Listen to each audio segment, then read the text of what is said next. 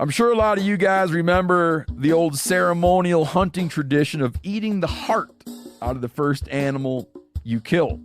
Meat from those organs are among the most nutrient-rich foods on the planet. You can get those same benefits your ancestors craved via convenient daily capsules from Heart and Soil. Find out more at heartandsoil.co. And remember, use code MeatEater for 10% off your purchase. Outdoor adventure won't wait for engine problems. Things like hard starts, rough performance, and lost fuel economy are often caused by fuel gum and varnish buildup. Seafoam can help your engine run better and last longer. You simply pour a can into your gas tank. Hunters and anglers rely on Seafoam to keep their engines running the way it should the entire season. So pick up a can of Seafoam today at your local auto parts store or visit seafoamworks.com to learn more.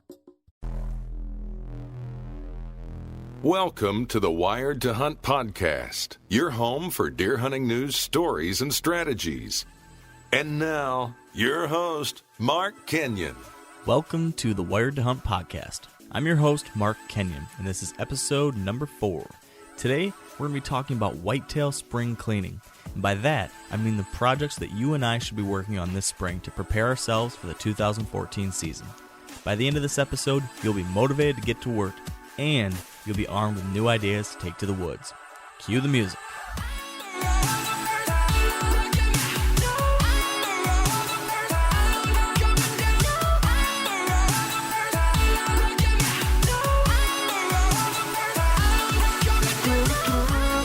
All right, with me today on this Wednesday afternoon is Mr. Dan Johnson. What's happening, my friend? You know what? I'm pretty excited. I got Friday off work, and me and the wife are going to go turkey hunting Friday, Saturday, and Sunday. It's the second season in Iowa. We're going to chase some gobblers, and hopefully they cooperate. Oh, I'm jealous. Our season here in Michigan doesn't open until Monday, so I'm going to be sitting here all weekend thinking about you and those Thunder chickens. My wife shot her first beard. Or her first beard, what am I talking about? She shot her first turkey last year, and she's addicted now. She is so excited. Now, don't try to get her to hunt a deer because they're too cute. She has no problem killing an ugly animal. She thinks turkeys have ugly faces, and she has no problem shooting something that's ugly. That's funny. It's the same thing with Kylie, my wife. She has no interest in hunting deer, but she has gone with me turkey hunting a few times. She's just filmed and kind of been along for the ride, but actually this year she said that she wants to try it herself too. So maybe we'll be able to have Kylie shoot her first beard too. Long day at the office. Yeah, I guess so. Man, I'm glad she's not shooting beards because given what you've got in your face, usually that could be dangerous. Well, there are days where I'm sure she wants to. Yeah, marriage, right? Right. Oh, goodness.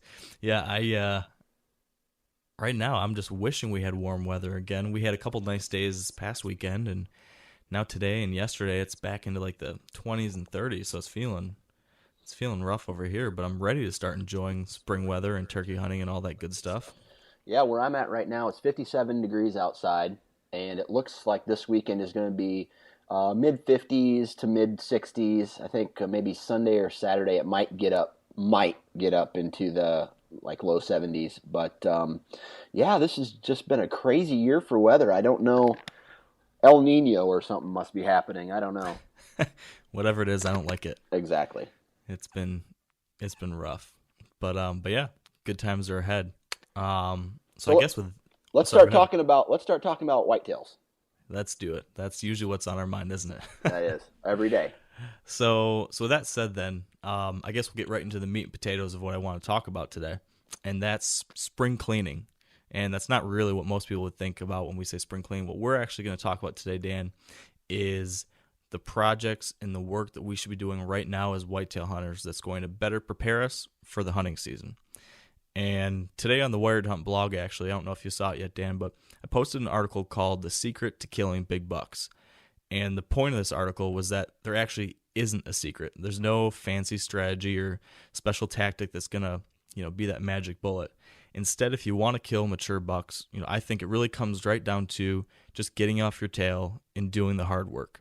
And then whether that's scouting or stand preparation or knocking on doors, practicing with your bow, the list can go on and on. But the point I was trying to making is that a lot of us, we know what we should be doing, but we rarely actually take the action and do it. So today, what I want to talk about were some of those projects and tasks that you and I are doing right now to get prepared, and some of these different ideas that maybe the listeners would want to try out and get working on this spring as well. Does that sound decent to you? It seems like the list never really ends. It's a continuous improvement type of thing.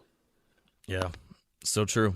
And kind of speaking of that, what I actually decided to do this year is, because I'm just like that, there's so many different things I want to do, and it seems like I can never get them all done. So actually, just a few weeks ago, I put together a list that I'm actually writing out all the different things I want to do this spring, all the different work I have to get done, and I'm trying to prioritize it. So I'm putting it into order of this thing's the most important thing, and this is the next, and then even trying to assign deadlines. I know this sounds kind of I don't know. I've got my work background is coming into play maybe too much here, but I'm trying to organize myself, I guess, to get more done, because it's just so easy to say I'm going to do all these things, and then life gets in the way, and you don't end up doing it. But no, that's just me. Yep, that's a good thing to do. I'm kind of because I do live an hour or so away from my hunting property. I have to schedule my trips down there as well to get as much work done as I can on the days that I guess schedule or have available to do so, and try to knock out as much of it out as I can. Now I'm looking at your the notes here, and I see that some of these things I won't do until later in the year. Some of them I want to do right now, and it's not like a spring thing. It's a continuous list that runs through the summer, even into the early fall, right before hunting season even starts. Yeah, that's a great point. A lot of these things, like you said, they can be done right now. They can be done over the summer, or they'll continue to need to be done all through that period. So that's an awesome point. Yeah. That said, then, is there anything that you've started working on yet, or that you're planning on doing soon, Dan? Well, typically, because I'm already going to be down there this weekend for turkey, I do a lot of scouting because I do a lot of run and gun. I've hunted archery turkeys before, but my style that I came up on was run and gun with a shotgun turkey hunting. Yep. So I'll get the gun out, and while I'm doing that, I'm always looking for deer sign, always looking for crossings, kind of what Dan Infelt talked about last week on the podcast. I'm out there scouting, looking for deer sign every time I go into the woods. That's going to be the first thing that I do this week while I'm shed hunting. The other thing is getting my mineral stations ready. Okay. I'm going to be putting mineral out. I'm not going to be hanging trail cameras quite yet, just because there's nothing really to take pictures of, as far as I'm concerned, because I use mineral stations. Yeah, there is kind of a health benefit towards some of the minerals that are out on the market, but I'm looking strictly for what bucks are in my area and what bucks made it through the winter, through the hunting seasons.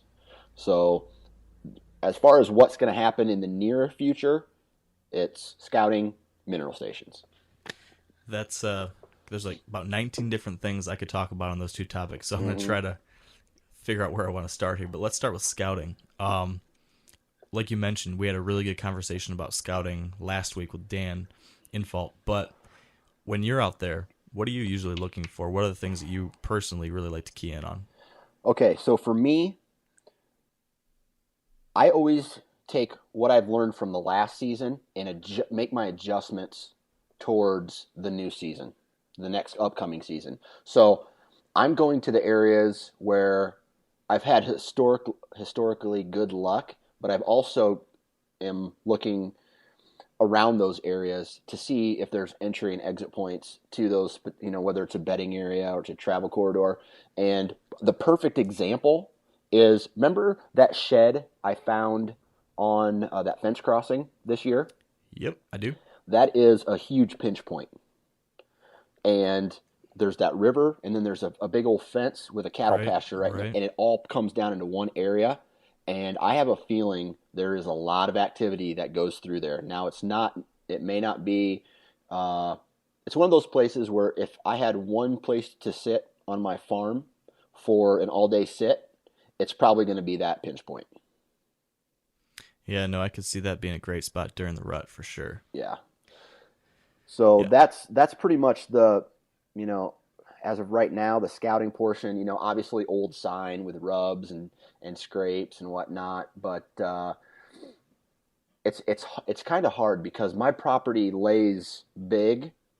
There's not a lot of actual places you can hunt because there's a lot of wide open timber, as you saw. Right. But from a scouting standpoint, just looking for where the deer are crossing and just basically micromanaging the attack for next year. Yeah, no, that's great. I think a lot of the things you mentioned are things I do too. A big part of what I've been doing this year is just like you said, looking at the spots I've hunted in the past and then figuring out how I can tweak it based on what I learned last season or what I'm seeing on the ground this year. So, for example, there's one of the main properties I hunt here in Michigan. I have seen a lot of great deer, but I haven't had a lot of shot opportunities. I've always been a little bit off, or the deer's just a little out of range, or just out, behind some brush. And so this year, there's a couple stands I want to move that I've kept in the same place because I always saw deer there and they seem like good areas. But when it comes right down to it, if you can't get a shot, what's the point of seeing them if we're trying to hunt these deer? So there's a couple areas where I'm going to move a stand no more than maybe 20 or 30 yards. I'm going to be looking at the same general area, but I'm going to feel a lot more confident that given what I saw last year and given some of the sign I saw this year, I think that I'm now going to be able to get that shot opportunity that's evaded me so far. So I think that's one of the things I'll be doing this spring a little bit more, is just looking for those different ways I can tweak current stand locations. And then I think, when it comes to scouting for me, I hunt a few new areas every year. Usually I'm picking up some new properties, and I do a decent bit of out-of-state hunting too. So when I'm scouting those new areas, I look for a couple little pieces of high-level information. The first thing I like to do is look for a sign that's going to help me understand if there are mature bucks on that property. And there's 2, maybe 3 things I look for that help me understand that. And it's not a perfect picture, but it gives me an idea. One, I'm looking for huge rubs.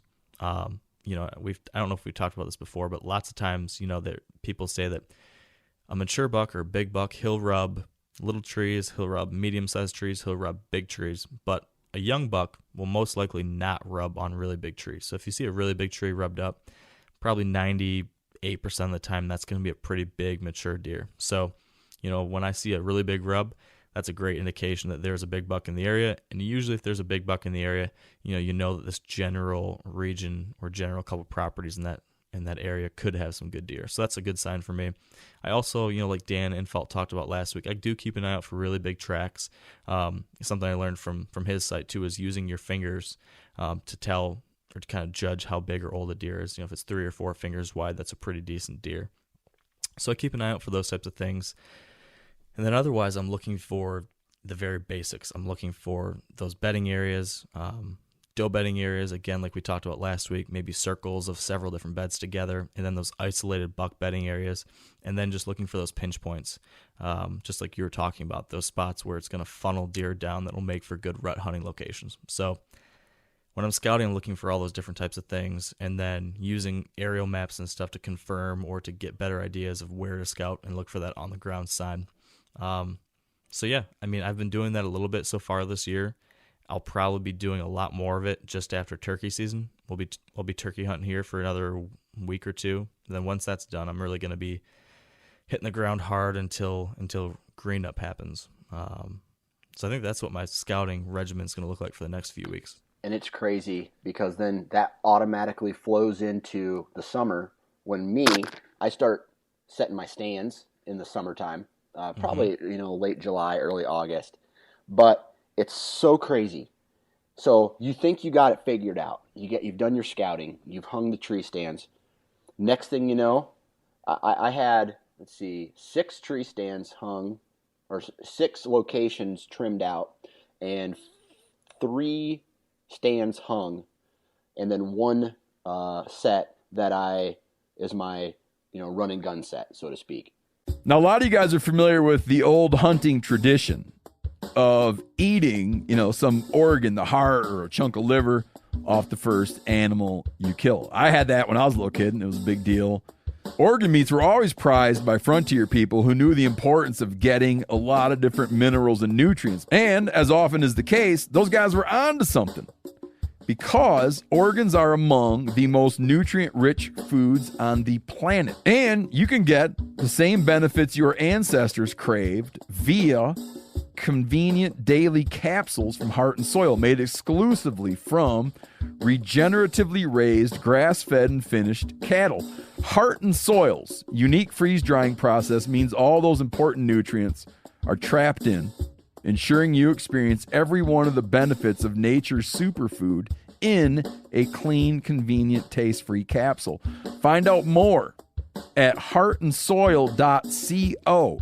And make sure to use code MeatEater for 10% off your purchase.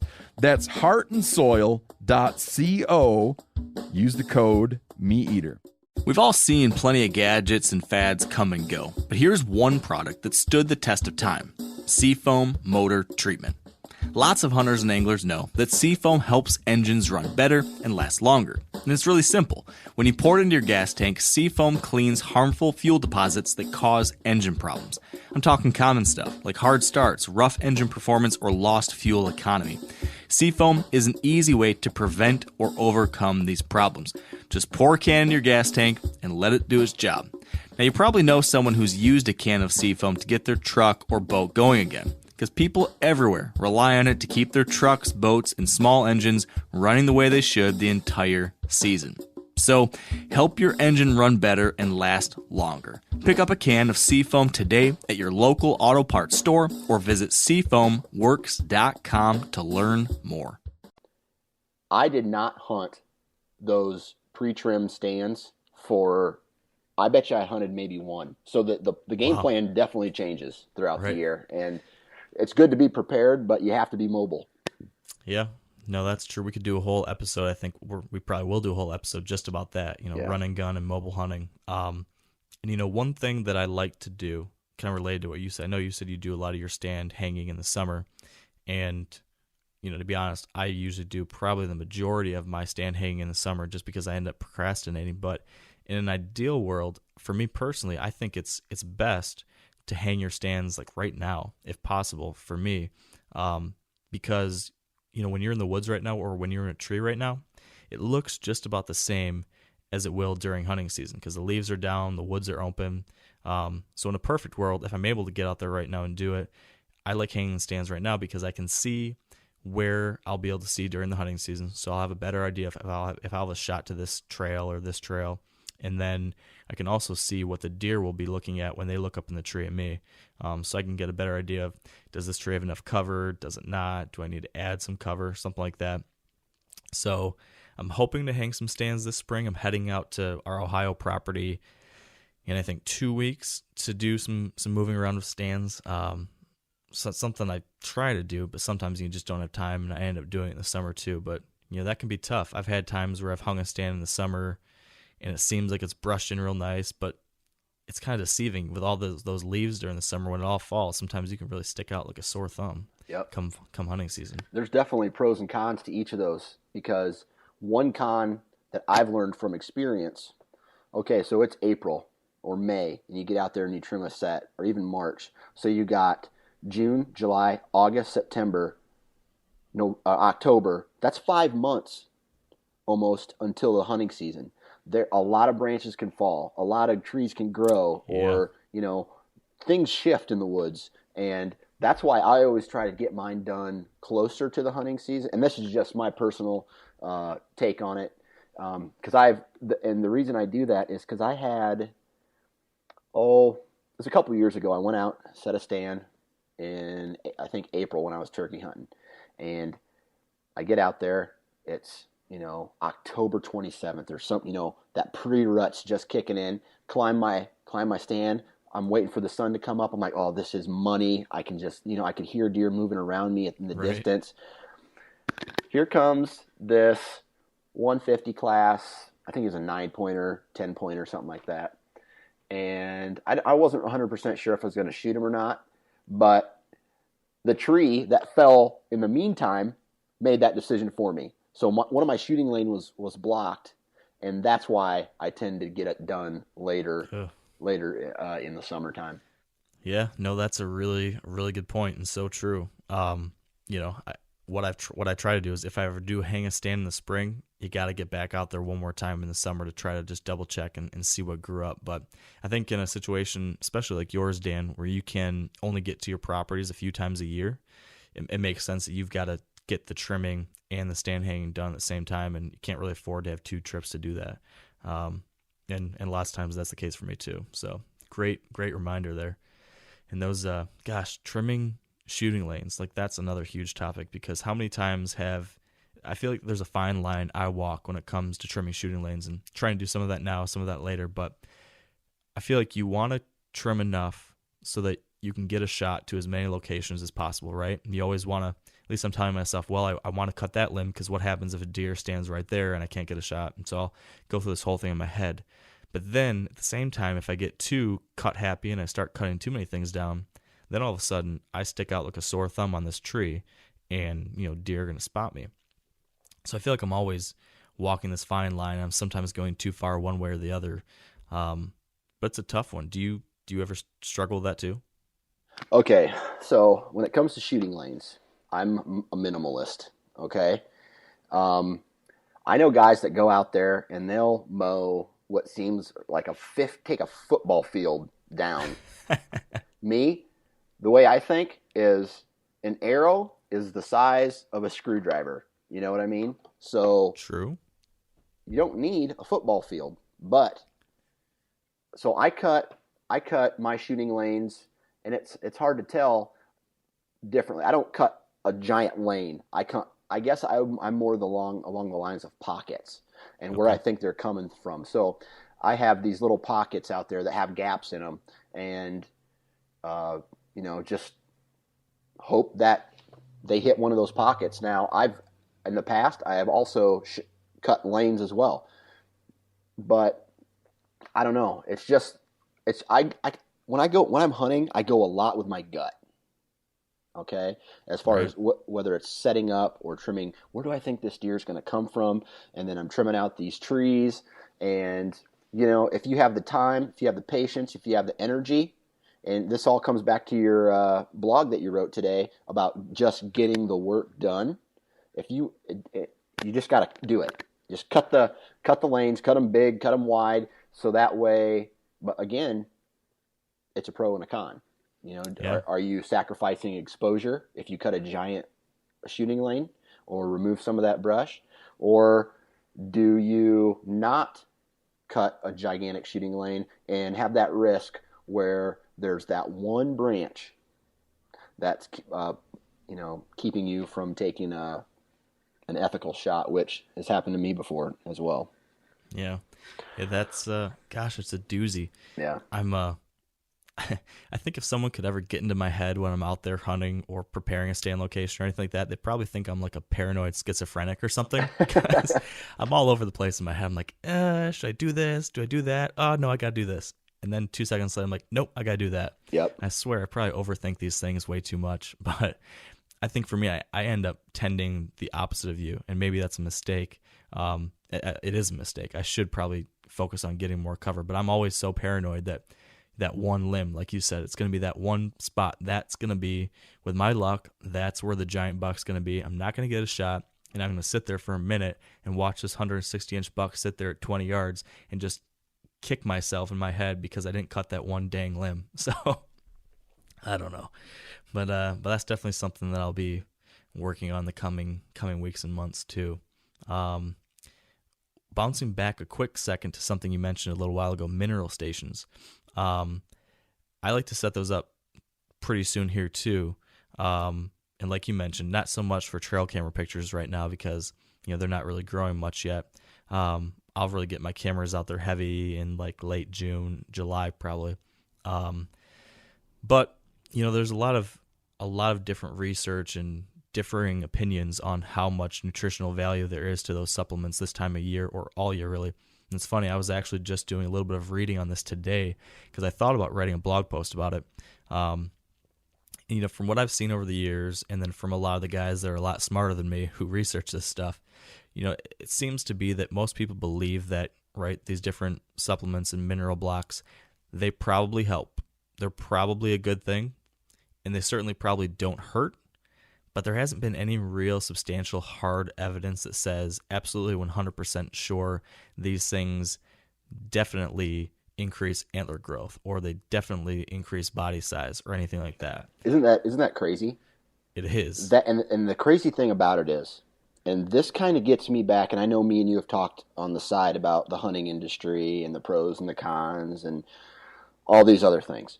But a company says bigger bucks or your money back. Well, how can you even prove that?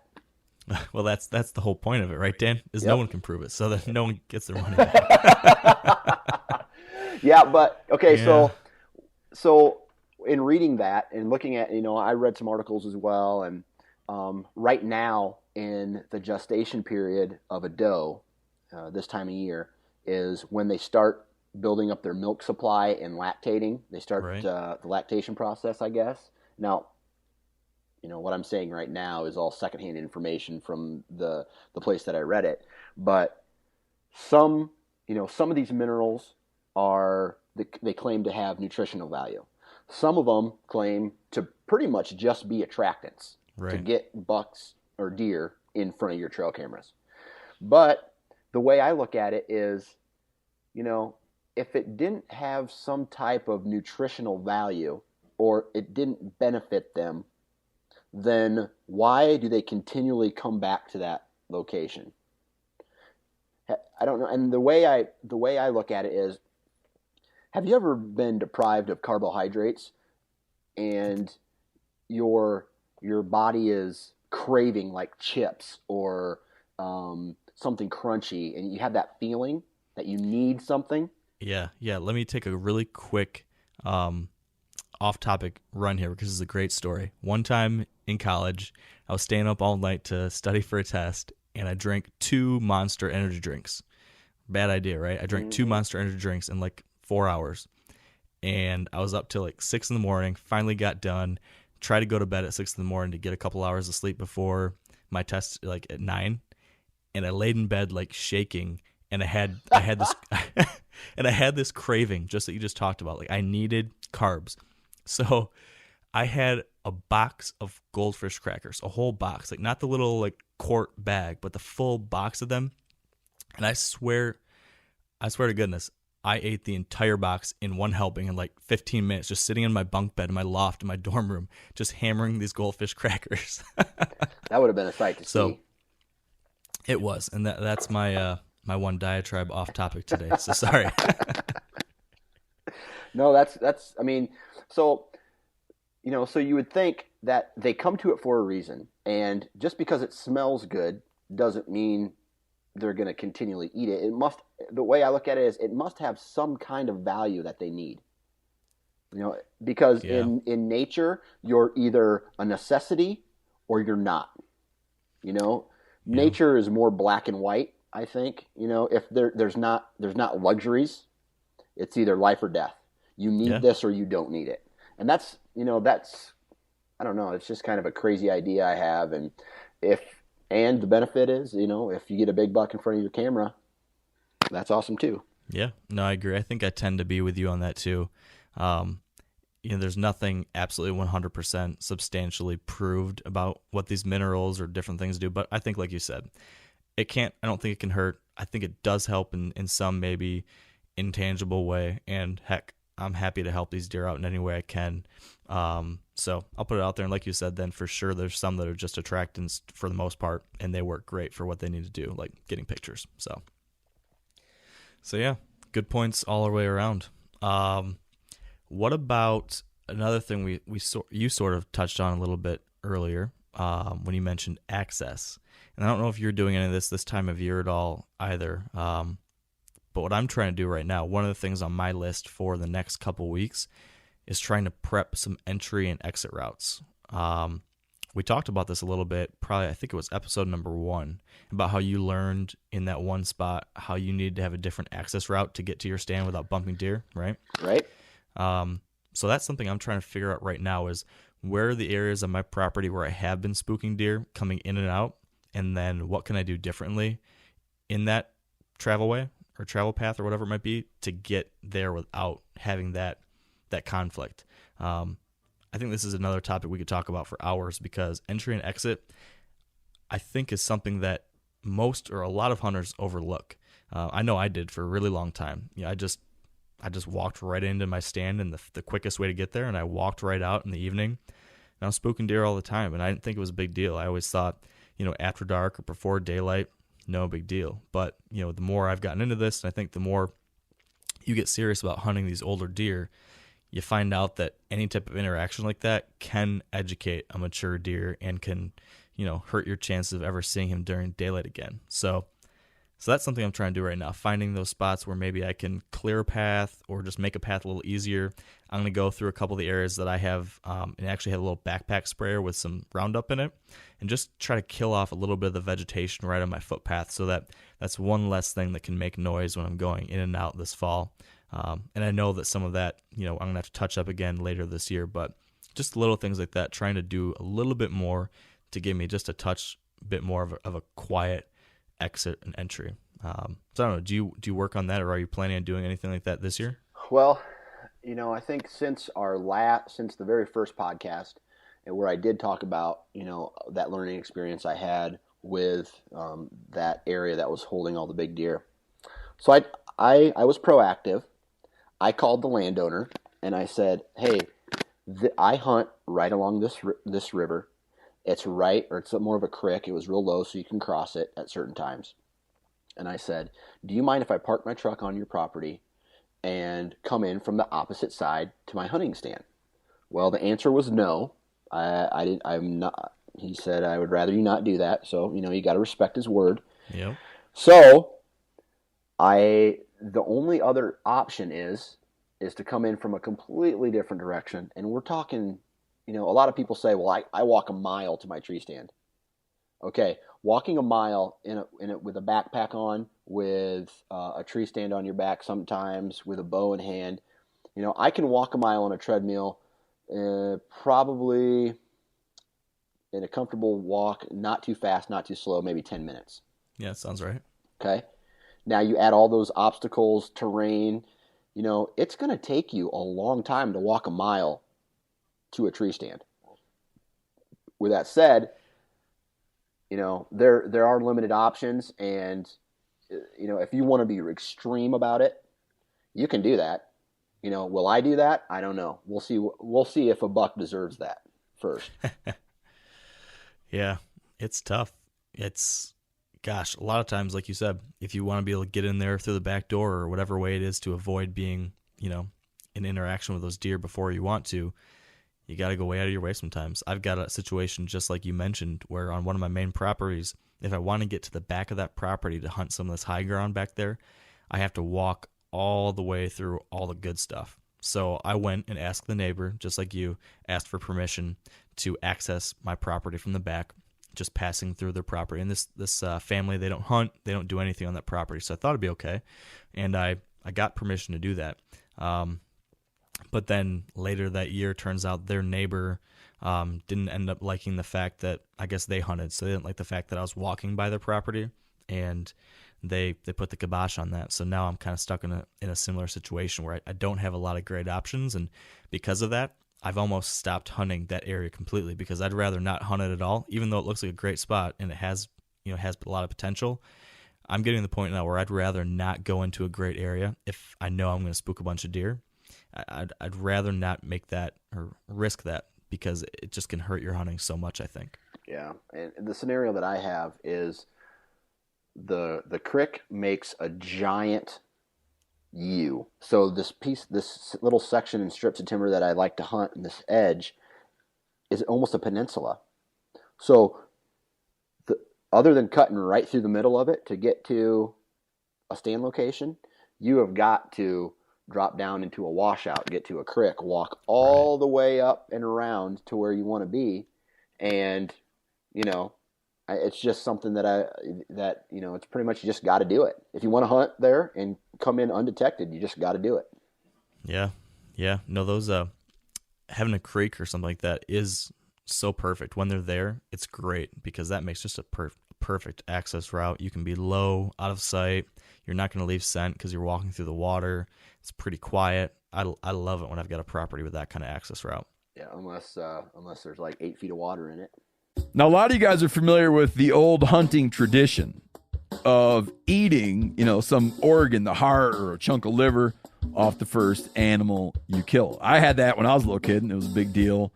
Organ meats were always prized by frontier people who knew the importance of getting a lot of different minerals and nutrients. And as often is the case, those guys were onto something, because organs are among the most nutrient-rich foods on the planet. And you can get the same benefits your ancestors craved via convenient daily capsules from Heart and Soil, made exclusively from regeneratively raised, grass-fed, and finished cattle.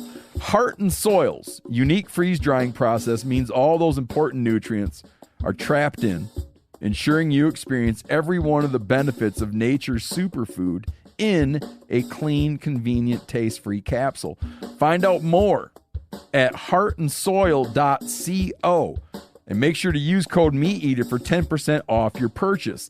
That's heartandsoil.co. Use the code MeatEater.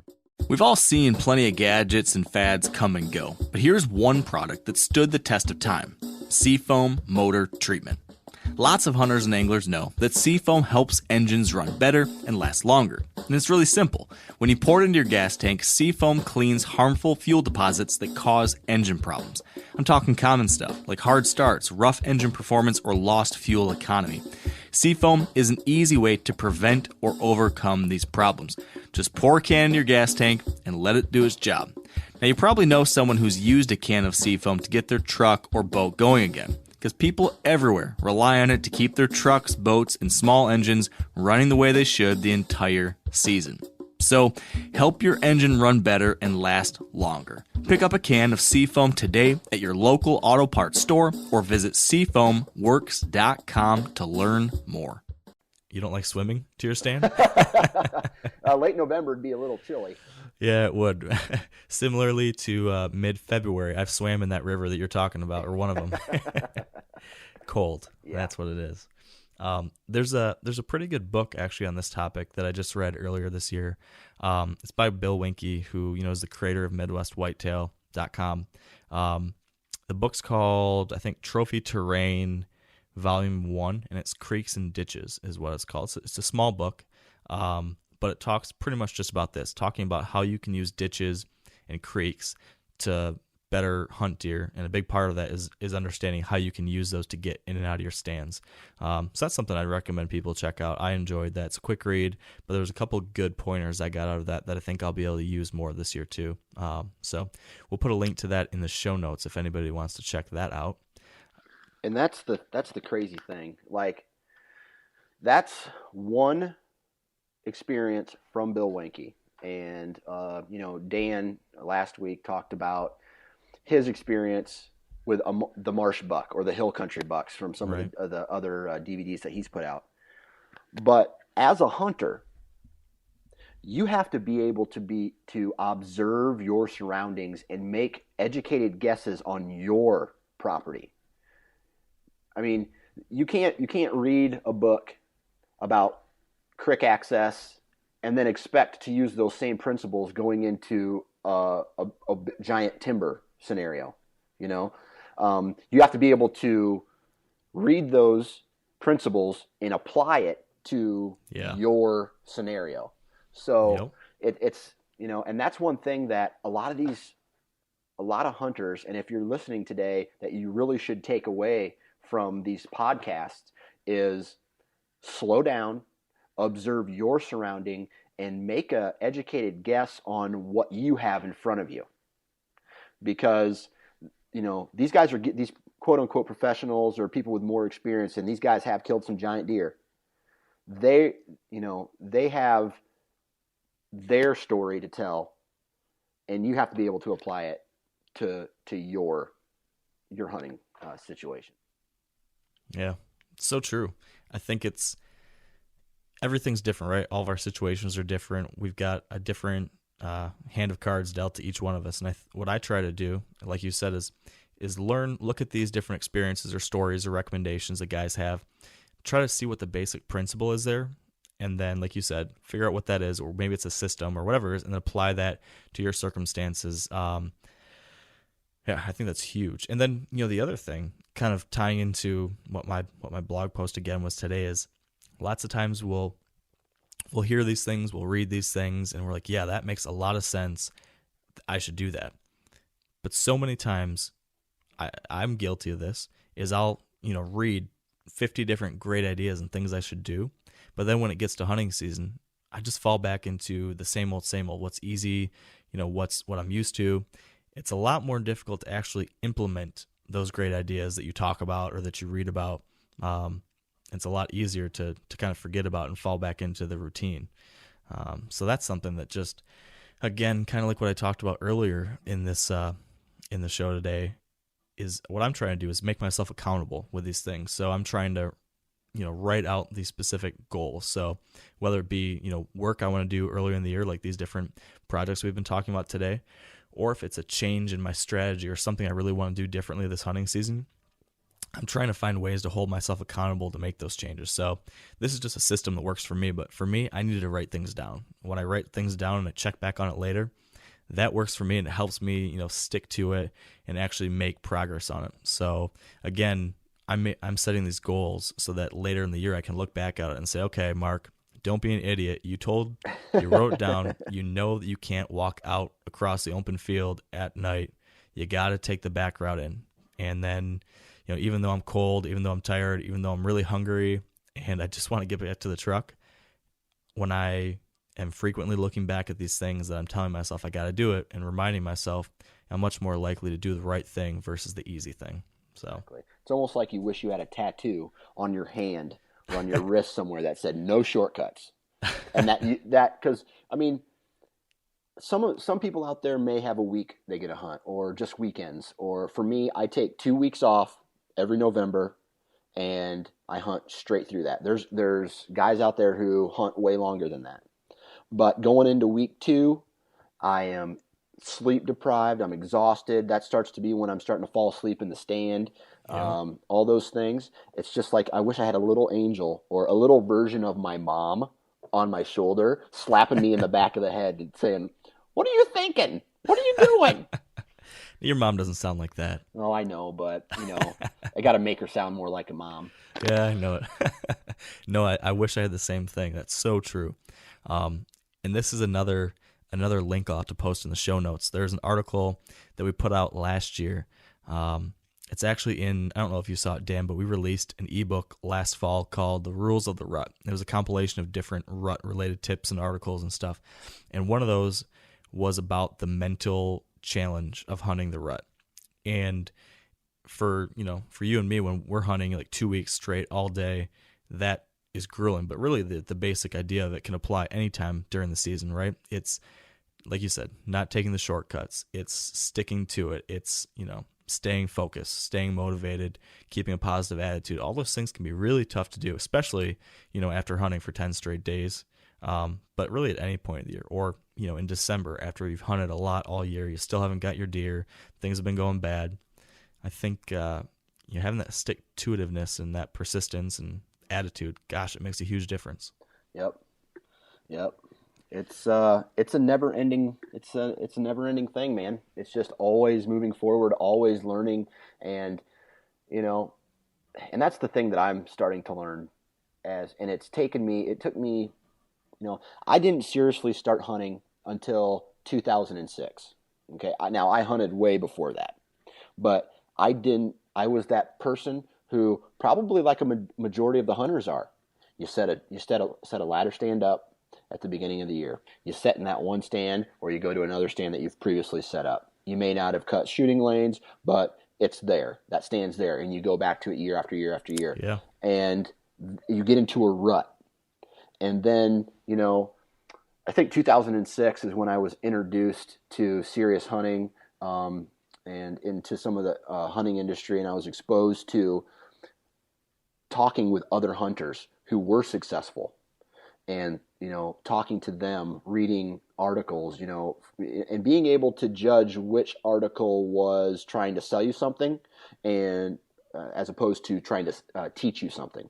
Right. So, and knowing that has, in my opinion, even though I haven't killed a lot of giant deer, I have become a better hunter because I am learning from every hunt. Yeah. And gosh, we're coming up on time here, so I can't talk too much on this, but I want to jump on something you just said there because it's super important. And the fact that you just said that, you didn't start really getting serious about this stuff until 2006. And, I'm not too different from that either. I have hunted my entire life since I was like 3 years old. I've been in a deer blind, but the way I learned and the way I grew up, it was just like that. Go out there, sit in a bucket or sit in a tree stand in the same spot, sat that same area time and time and time again because there was one scrape right in front of that tree stand or whatever. And it wasn't until, gosh, for me, it might have been right around the same time, 2006, 2007, somewhere around there, where I started taking it to that next level and started trying to hunt a little bit differently and focus on a different type of deer. But while that's when we made that, you and I made that jump at that point, people are coming into this thing at different skill levels and at different experiences, and that's okay. We talk a lot about hunting mature deer, and in your case, right, you mentioned that you saw a 150-inch deer, and you weren't sure if you wanted to shoot it. And that's because you've had where you hunt and the experiences you've had, it's put you in a position where you're willing to do that. But for me, if I saw a 150-inch buck, given where I am on my experience ladder, I'll call it, I'm on that rung of the ladder. If I saw a 150-inch deer, I'm shooting it. And then, there might be somebody else, like my buddy Josh, who I just got into hunting, a handful of years ago. If he saw a 110-inch buck, he might want to shoot that deer because that'd be a great deer for him at this point. And I just want to make a point to all the listeners out there that that's okay. Wherever you're at, that's great. And what I would just say is, find what you're happy with. And for some guys, they just want to shoot a deer for meat. And I'm not going to judge them. I'm not going to say that's wrong. That's fine. That's perfectly great. I do too.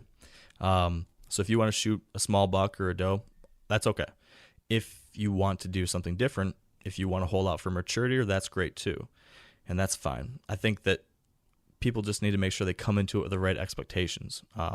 Today, if you're watching TV and you see everybody shooting a 170-inch, Boone and Crockett buck, that's not something that you need to think that you can realistically do, and you shouldn't be disappointed when you can't. At least for me, I like to look at it as if you want to reach a goal, work on making an incremental step toward it every year or every once in a while, but don't feel bad that you can't hit that ultimate goal right away. Yep. And it's like my stepdad, he is, if it's a brown, it's down type of hunter. Yep. And if it makes him happy, go for it. Yeah. And, I go to some of these trade shows and I hear some of these people say things like, well, if I don't shoot him, my neighbor will. Well, I don't have another second for that person because I don't like excuses. You are part of the problem if you don't have that. This is I'm getting off on a tangent because this is obviously another topic that we could go on as far as management principles and whatnot. But you got to do what's happy. If shooting a doe or a small buck makes you happy, do it. Just and the only person you have to answer to is yourself. Yep. And I think, like you said, we're definitely have to have a whole nother episode just about this. But tagging on to what you just said, the guys that say, well, if I don't shoot it, my neighbor will. If that guy wants to shoot that deer, and like you said, if that makes him happy, okay, shoot it. That's great. But if he's shooting it just because he claims his neighbor is going to shoot it, that again, I like to say, well, okay, if you don't shoot that deer, what % chance do you think it has that the neighbor is going to shoot it? Maybe if he thinks his neighbor's really a heck of a hunter and he's going to shoot anything, maybe 50%, maybe 1 out of 2 times that deer might make it. In reality, it's probably a lot less than that. But let's say he says 50%. Well, then I ask him, what's the % chance that deer is going to live if you shoot it? Well, 0%. So if you do want that deer to make it to an older age class, saying that you're just going to shoot it because the neighbor's going to, that doesn't make any sense at all. He has a lot better chance if you let him go. So I guess that's just what I would say to anyone who wants to see older deer and who is targeting that older age class. you got to let them go. You can't make those excuses. But then again, if you're okay shooting a year and a half old deer, and if that's what you want to do, okay. But don't tell me you're doing it because your neighbor is going to. Yeah, well, we definitely went off on a tangent there. Yeah, we should probably shut her down, Mark. I think you're right.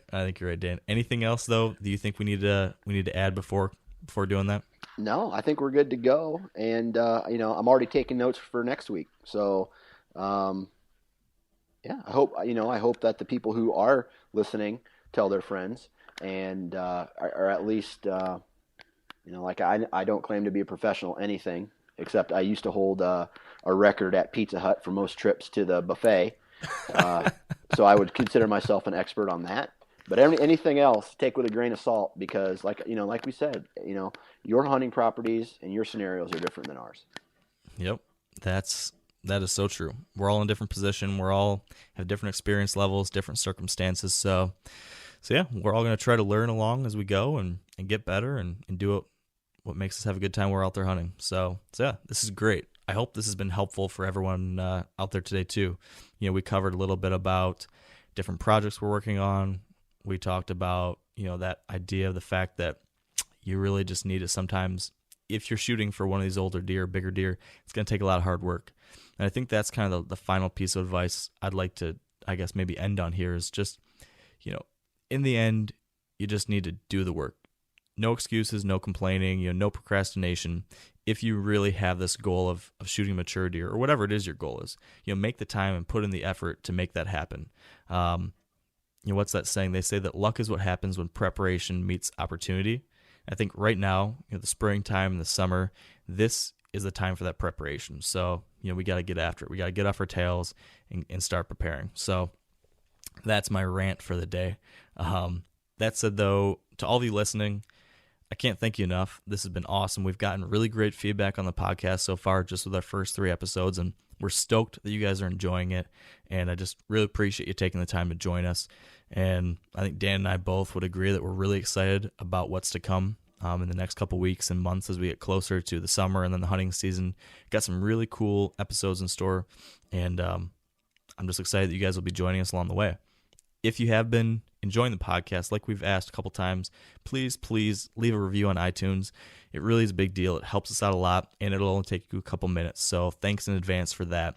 And then finally, we do need to thank our partners, who we appreciate so much for helping keeping this on the air, keeping Wired to Hunt going. So big thanks to Sitka Gear, Bushnell Optics, Trophy Ridge, Bear Archery, Redneck Blinds, Lacrosse Boots, Big & J Long Range Attractants, and the Whitetail Institute of North America. These are products that I've been using and I've been really happy with, and they're great guys and people to work with as well. So thank you. And then finally, be sure to visit wiredtohunt.com/episode 4 to view the show notes. That's going to be where I'll put some of the different links to things we've talked about today that you might want to follow up on. And then if you haven't done so yet, please sign up for our Whitetail Fix newsletter so you get different updates when we've got new cool stuff coming on the website. So I think that's everything I wanted to touch on. Thank you again, Wired to Hunt Nation, and until next time, have an awesome week and stay wired to hunt.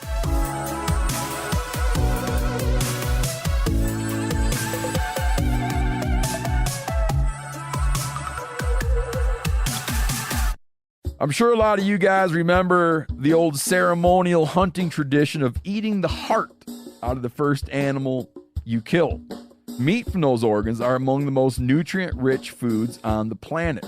You can get those same benefits your ancestors craved via convenient daily capsules from Heart and Soil. Find out more at heartandsoil.co. And remember, use code MeatEater for 10% off your purchase.